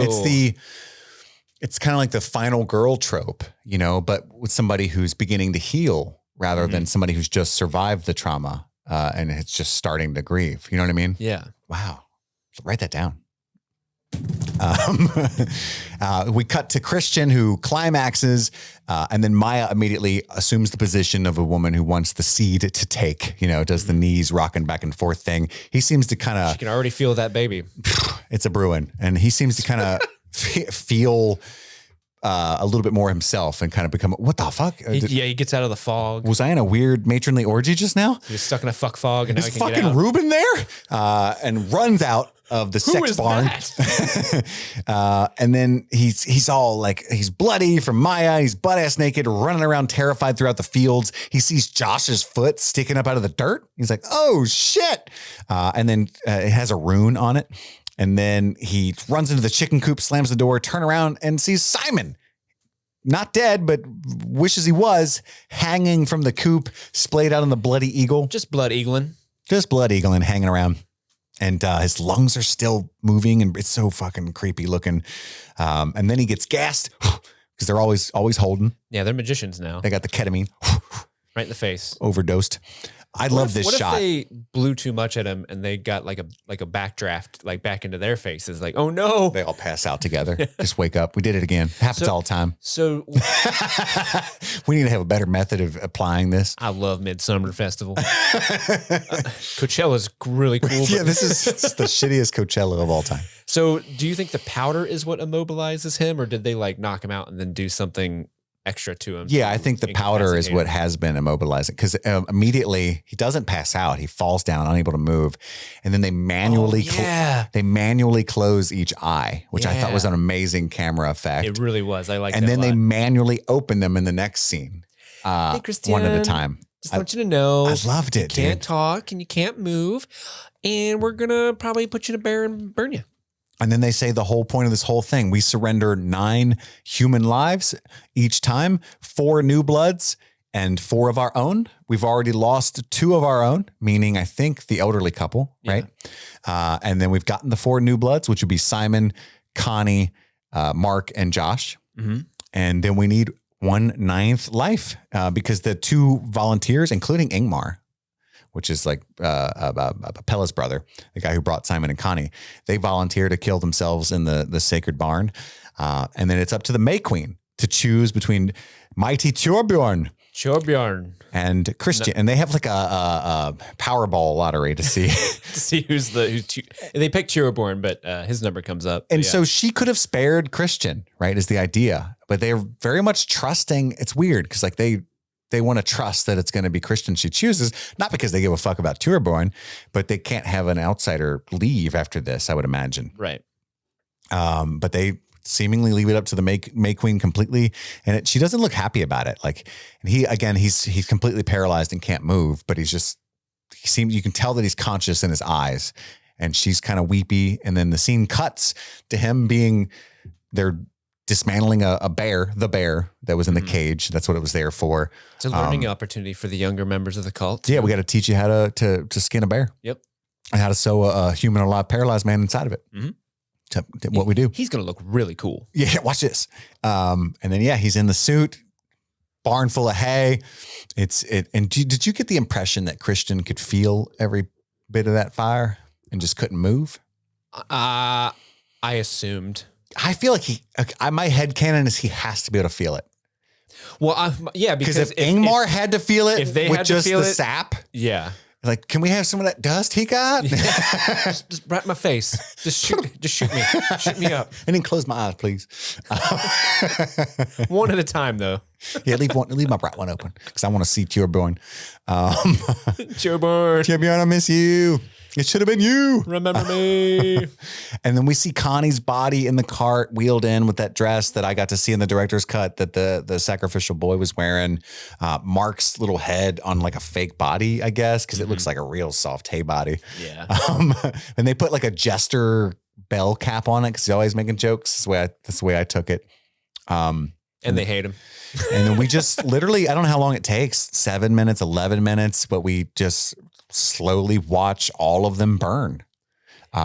This was a strangely and then everyone I really freaks like out. the moment where I think it's from Ingmar's perspective where you see everyone's burning, but Ingmar is just kind of still untouched by the fire, and he's kind of just watching everything burn around him, but like almost peacefully, like I signed up for this, and then he locks eyes with the other guy who I think is Ulf. Is that his name? Ulf? Yeah, Ulf's one of the other named characters that we get. Ulf does not like being burned. The tree sap did nothing. He freaks out, as you would, Mm-hmm. Being burned is not cool. What a way to go. You're sewed into. Do you think they just stuck him in the bear and then sewed him shut, or did they literally sew his like the bear to him physically? Because that adds another layer of ow, that sucks. I want to think to his skin. Ugh, what a way to go. And he's just sitting there and the fire's behind him and he can't look at it. And then you literally watch, you can see digitally Jack Rayner's face in the fire and stuff for a long moment. You don't get to see it melt or anything. And I didn't see a pained expression, but then again, he can't move any of his muscles. Yeah. So you just have to imagine he's placidly experiencing agony. Mm-hmm. I've caught my head on fire. It was not pleasant. Is that I wasn't in a bear suit? No, but I did lose my hair at 15 because of it. Not all of it, but it was all fucked up. Jesus. Yeah, the girl I was dating dumped me because I had the burn scars and the weird hair. Literally a week. Oh, shit. When I returned to school with my bandages and stuff. I thought that was going somewhere different. She dumped you and then you accidentally set yourself on fire in a fit of No, sad. I was just a pyro. It's even worse. Like, oh, you're a burn victim now. Gross. Yeah. That's awful. It scarred me because I liked her. Yeah, man. She would have not won out against Tierborn either. Nah, Tierborn would still be alive if it was up to me. But yeah, so then, as the screams of Ingmar carry out over the field, everyone in the village or in the cult experiences his pain with him. They start wailing and moaning. And already Danny is freaking out because she's watching Christian burn and people. She doesn't like people in general burning alive. Mm-hmm. But in that moment, again, she all of a sudden feels not alone. And that's when the smile comes about, right? Mm-hmm. And I understood it this time, I think. That's what I took from it, at least. I really liked it. And that's the last shot we get is her in that iconic, giant, bulky flower dress, smiling away with a little flower crown. I think this shot of her smiling may be my second favorite ending shot to a horror film of all time. What's your first shot? Is it the thing. Still shot of Harry Potter on the broom? Yay! Well, maybe it's not the ending shot, but like the ending moment of like where the thing is. It has that kind of question, like who's the thing? Is one of them the thing? They're all gonna die, and then this is why is she smiling? This is creepy. Like, because there's a lot of ways you can interpret that moment, and I love the ambiguousness of it, and it's also like her performance is just out of this world good, and just the way she goes from that long face that you brought up so much to the smile where she's like beaming with tears in her eyes. She's got the flower crown and the design of it's so that flower crown and dress that she's wearing is such an iconic look. Yeah. And it's very powerful. It's a very powerful ending to this weird bonkers movie. Yeah. I adore this movie. It's again, the second watch really put it up. I already thought it was a very well made, impressive movie, but now it's up there. It's one of my faves. So thank you to Kalisha for forcing us under pain of God knows what. Because I would not have watched this movie of my own accord, and I'm glad that you put my feet to the fire, as it were. Ooh, yeah, just nice to bring it full circle. So if you guys want to force us to watch a movie, you can do that if you join our Patreon. But that's okay. There's other tiers as well where you can just get bonus episodes on the feed or access to our Discord, so you can hang out with us. There's a ton of really, really good folk, much better people than us that are members of the Discord family, and help guide you along and stuff. I don't think we got any questions. I hope not. I don't want to waste Casey's hard effort, but I just looked through and I only saw the Harry Potter ones there. Yeah, I don't think there's any questions. Something to look forward to. The next chosen episode we're doing is interesting. It's a little bit different. It's the first time we've done a documentary. Oh, yes. It's Class Action Park. Steve and I have both seen it. I don't think Andy has, but I'll be happy to watch it again. It's a great doc. It looks like Die Hard's going to win our Patreon poll. So that'll be our patron-only episode for Christmas, which is apropos. And we're going to have a watch along in the Discord of Nightmare Before Christmas. Yeah. So if you join the Discord, you can hang out with us for a couple hours while we just watch a movie together and shoot the shit. Usually get pizza or something. And you can't have any because you're on the computer, but we'll send you pizza emojis. we would share. Yeah. Bunch of cool stuff like that coming down the pipeline. Please look forward to our Last of Us coverage, which drops, the show drops on January 15th. I emailed HBO and asked for screeners. Hannah emailed me back and said, no. Damn it. But at least we're getting big enough to where they answer. That's a change. Yeah, that's a change. That is a change. That is a change. Usually we would just go straight to spam. She implied that you are not needed. The show is going to fucking crush. She said, due to the extreme volume of people who have requested screeners, we're going to have to decline, is what she said. But I read between the lines, we don't need you, influencer boys. I just want to watch it. I just want to watch the movie and not have to be up till 3 a.m. on Sunday night. Eventually, we're going to get to a size where we can have that clout, and I desperately need that because that would make it so much easier for us. We could watch it and have them banked and recorded. I dream of that day. Well, it's not as bad with the HBO stuff, but when Netflix, we need Stranger Things 5, we need screeners. God damn it. We're just going to die. Yeah. I almost did. Yeah, we did. It was worth it. Remember the dehydrated husk I was? Yes. Yes. You're only a slightly more hydrated husk now. Hey, I got my water. That's right, baby. So I thank all of you for listening. Follow us on Twitter at StreamThingPod. We're on Instagram at various names, all kinds of shit. You can just Google us. But email us at streamingthingspod@gmail.com and go to patreon.com/streamingthings to get all those cool things that we were talking about earlier. Andy will be back the next time you hear us. I'm 99% sure. Unless there's some other calamity that comes up, we should be back next week. But that's all the time we have for right now. My name is Chris. And I'm Steve. And this was Streaming Things. Happy streaming.